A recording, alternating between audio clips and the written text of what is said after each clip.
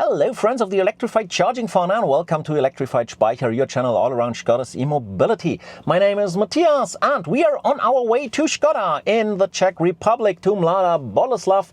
I want to do some videos. I have a lot of questions in my backpack, all from you to ask them, to gather a lot of information, and I hope it will be worth traveling all the way from Switzerland to Mladá Boleslav. And on this video here, well, we've got a mixture of a road trip, putting all those information, tips and tricks from my videos for those who are starting out with an EV, so how to Skoda EV into action, route guidance, charge planning, charge strategy, driving efficiently. And by the way, it's raining all day long, so consumption will be a bit higher, and we will talk a bit about stuff which is important to me. So we've got a good mixture of everything in this video, and now let's go. I'm already 150 kilometers on the road, just had a small break over there to go to the toilet, and you see the automatic charge planning here. I'm not quite happy with it. Well, there is one Ionity, but that's not what I want to do, because I want to solely charge at Ionity due to the lower cost with the Passport Power. So first I need to replace this one here, and the easiest way to do so, because I'm also not happy about the way he's driving here, is to take one down here at Munich. The one here in Munich is up here. I hope he will find it. He has a bit trouble with data today and it really sucks. No. As of now, he simply do not want. Now we are talking, and we go to this one here, and I'll add it as an intermediate destination. Sorry for the German here, didn't switch the language. Now he had recalculated the route, and I also do not want to charge at the Tesla supercharger here. So again, I want another Ionity. This one is unreachable for me. It's too far away. So I know that there's one up here which I can take at Wernberg-Köblitz, and I'll add this one. And what you now see is, well, he wants to charge there for 43 minutes up to nearly 90% SOC, which I do not do. Therefore, I definitely also go to the Ionity in Berun. But it is missing here, so I'll add it. And this is a problem. You shouldn't do that. See here, I'm searching for Ionities along the route. And when I do, I will be able to add that one in Berun. There it is. And I'll add it as an intermediate destination. And now look at the time of arrival and the travel distance. What did he do? Yes, he added it down here before the charger in Munich, which is utterly senseless, so I'll move it. And now see what happens again. Maybe you already noticed it.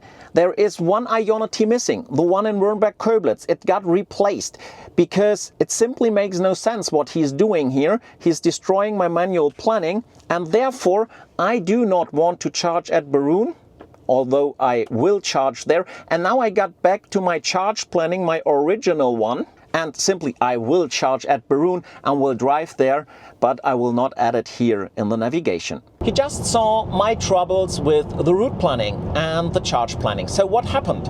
Well, there is something missing. Filters for charging providers. This is what happened, because I only want to charge at Ionity, yet I cannot tell my Skoda EV to do so, because a Skoda EV does not have any filters for specific charging providers.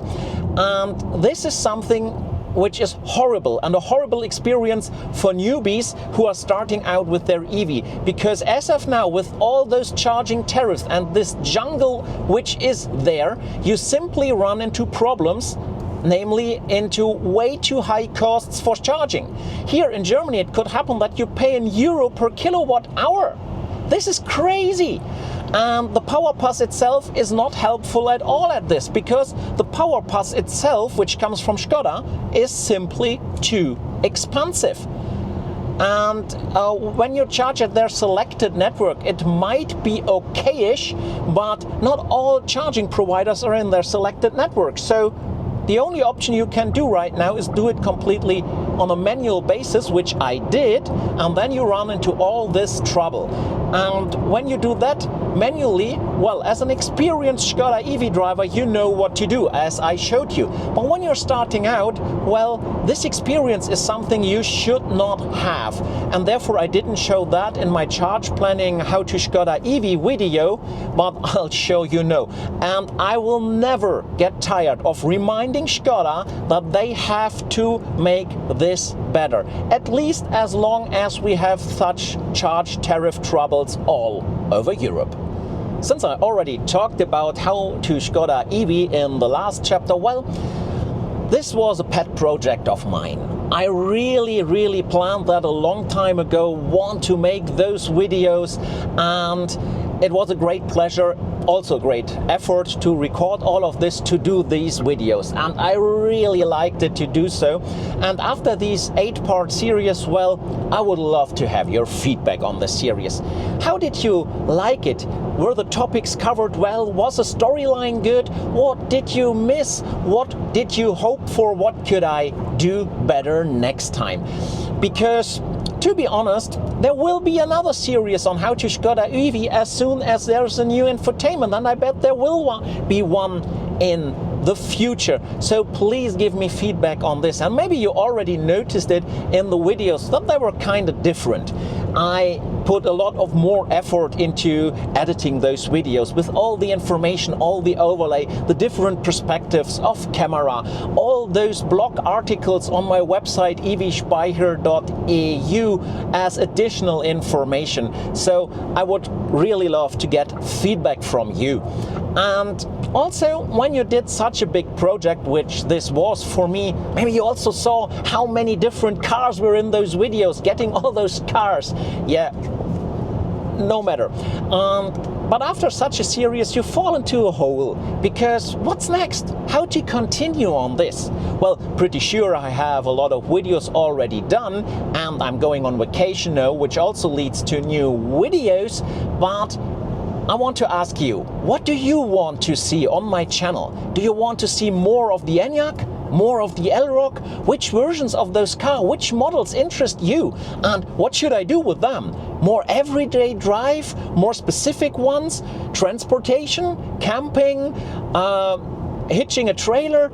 You are asked. Please tell me, what do you want to see on the channel? You can write in the comments, you can write emails for feedback, for your ideas, or do you want to see more of general Skoda's e-mobility, more things coming from the manufacturer, from Skoda itself, from the Czech Republic? The next videos are already done and they will come, but there's a long summer coming and a nice autumn and winter again. So yeah, please give me your feedback on the How to Skoda EV series and give me all your ideas for new videos so that I can bring the content which my community, you, want to see. And then you get some traffic jams around Munich and you hit your charger with a whopping 28%, yet the battery is optimized for fast charging, so no problems here.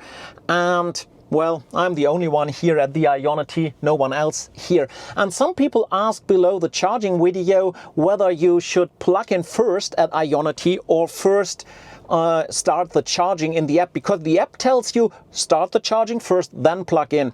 But from my experience, it simply doesn't matter. I plug in first and then start the charger. Don't forget the number of the charger where you plug in so that you enable the right charger. Just plugged in, as you saw, no problem first plugging in, then enabling the charging.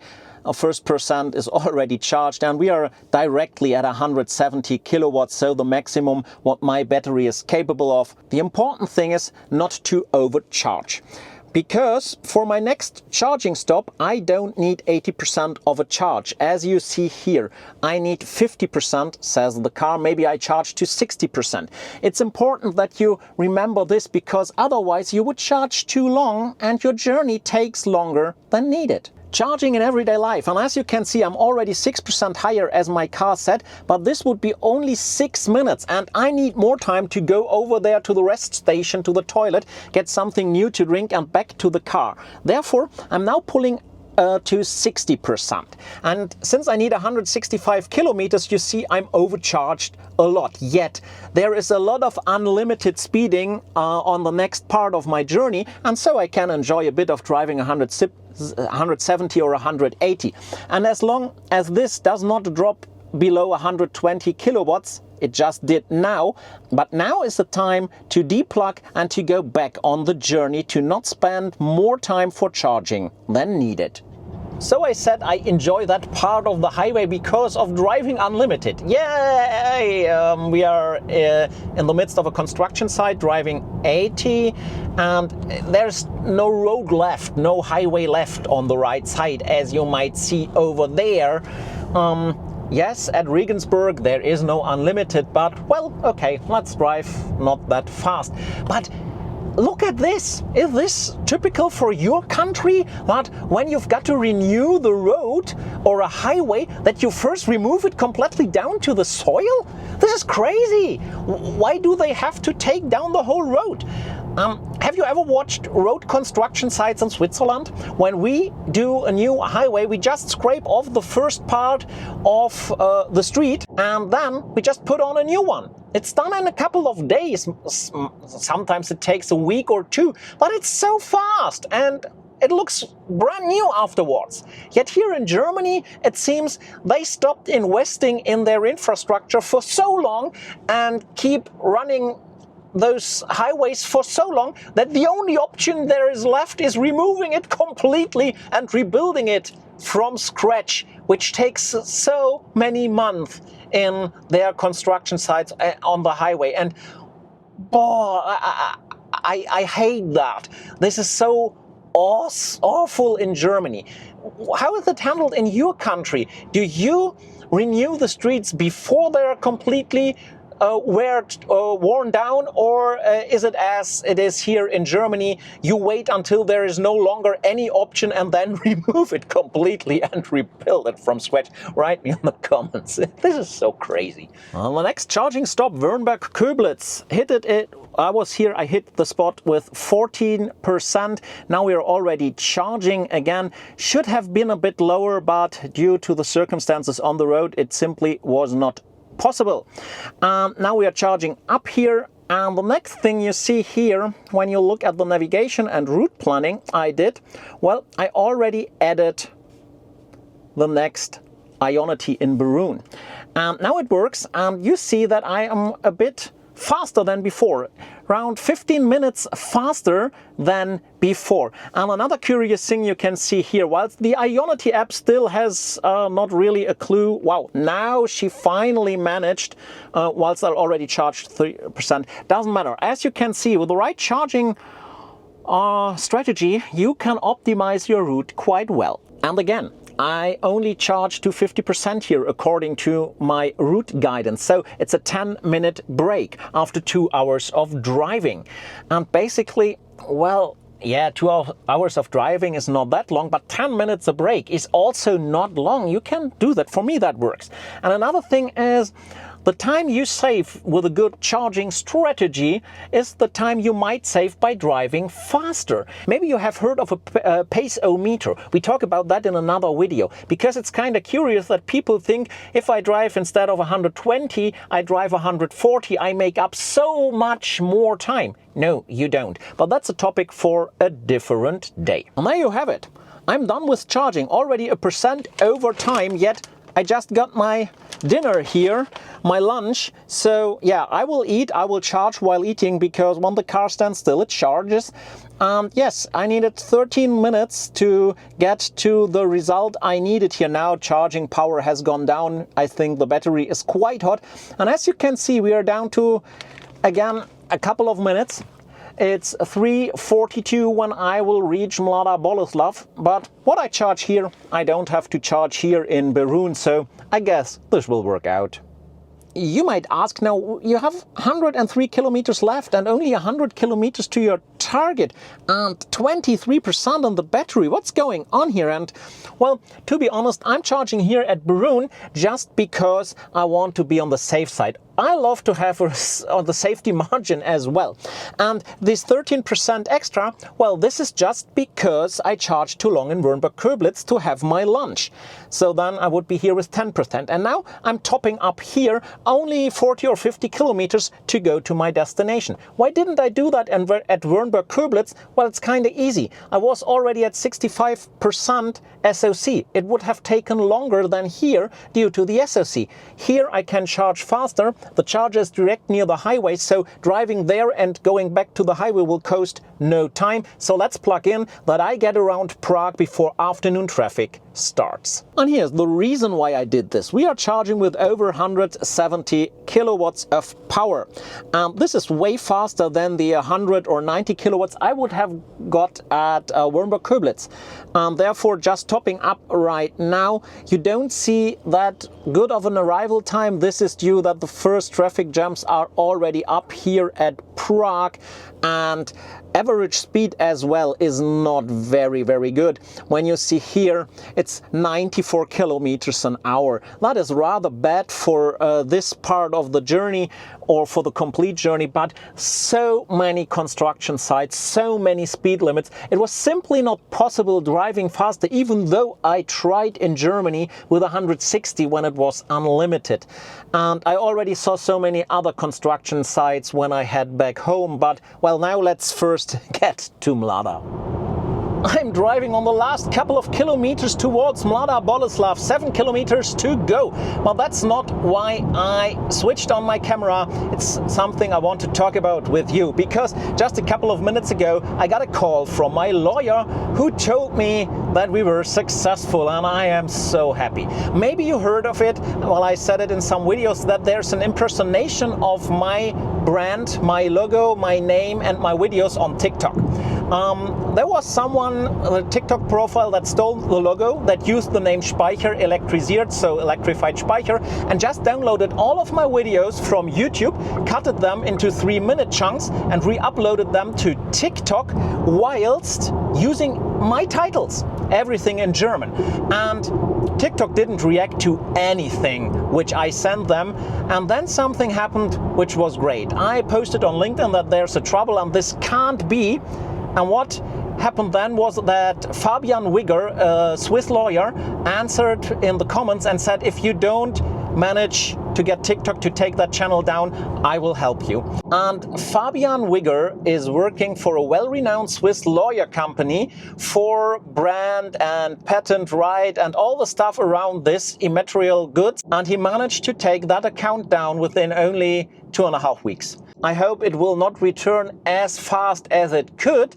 And the other thing is, of course, we have now taken precautions to get stuff like that down, or rather soon than like it was now. It was online for about a month. So yes, you see me smile, you see me happy. This was awesome, and a big shout out and thank you to Fabian Wigger from Weinmann and Zimmerli lawyer firm here in Switzerland.